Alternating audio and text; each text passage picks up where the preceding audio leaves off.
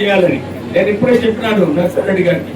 ఒక 50 మంది పిల్లలను మన దగ్గర ఎవరైతే ఐటీఐ ట్రైనింగ్ 2 years ఎక్స్పీరియన్స్ ఉందో వీళ్ళందరూ జర్మన్ లాంగ్వేజ్ నేర్చుకోవాలని వారికి ఆలోచన ఉంటే డెఫినెట్లీ మనము వారికి ట్రైనింగ్ ఇప్పించి ఉద్యోగం కూడా ఇప్పించే కార్యక్రమం మన రాష్ట్ర ప్రభుత్వం తీసుకుంటుందని చెప్పి మీ అందరి దృష్టిలో తీసుకురావడం జరుగుతుంది. ఎవరు చప్పట్లే కొట్టలేరమ్మా.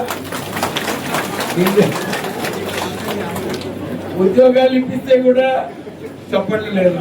ఇంతకు ముందు కలెక్టర్ గారు చెప్పినారు మీకు ఇందిరమ్మ ఇల్లులు 3500 ఇల్లులలో 50% వరకు కూడా స్లాబ్ లెవెల్ వరకు కట్టుకునడం జరిగింది.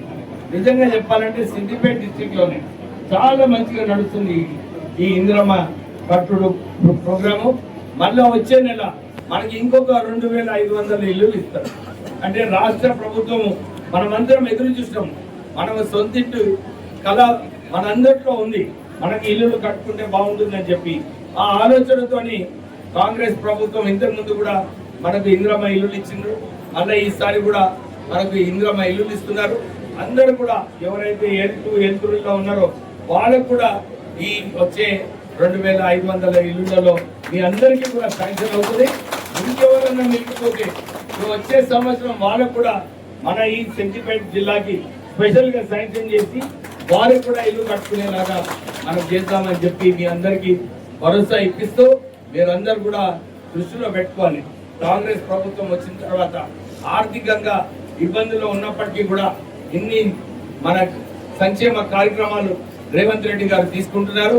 ఎందుకంటే చాలా మంచి విషయము. మనకు చాలా మంది పేద ప్రజలు విద్యా వైద్యంలోనే ఎక్కువ ఖర్చులు ఉంటాయి.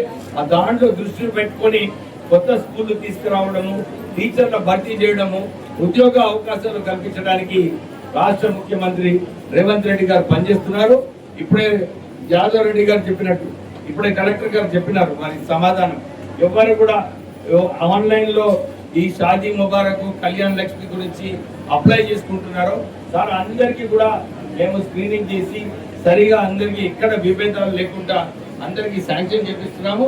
ఎవరికైనా నిజంగానే కొంచెం మిస్ అయిపోయింది అనుకోండి ఆ లిస్ట్ ఇవ్వండి, వారికి కూడా శాంక్షన్ చేస్తామని చెప్పి ఇప్పుడే కలెక్టర్ గారు